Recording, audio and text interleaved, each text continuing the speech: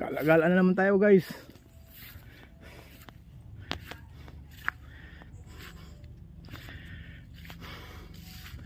Gawin nating exercise to, yung pag-aakyat sa bundok, kasi importante to eh.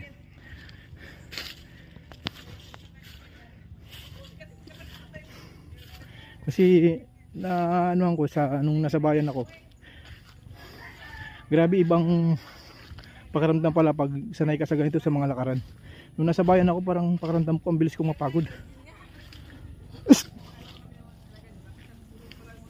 So ngayon, parang medyo okay na rin. Parang nasasanay na rin ako dito.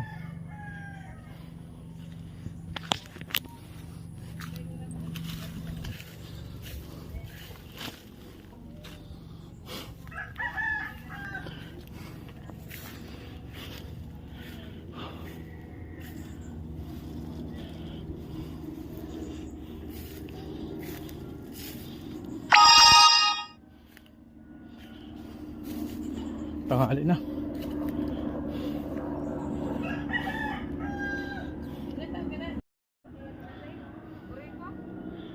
Ayan guys, oh. Nandito na ako sa taas.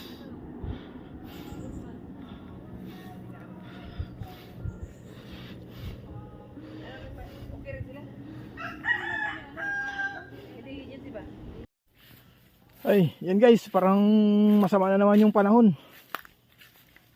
Dilim na naman yung kalangitan, no?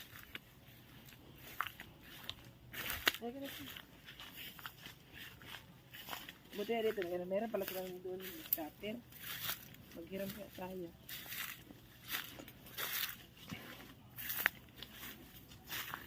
Baba na naman kami. Dito na sa kabundukan.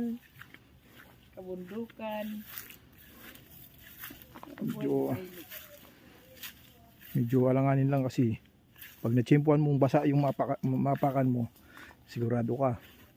Sigurado yung puwit mo sa putikan ng bagsak.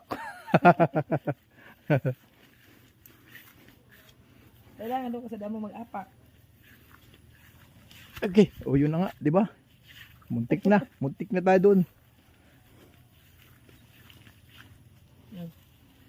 Okay, sa patag na tayo. Maraming salamat sa panonood.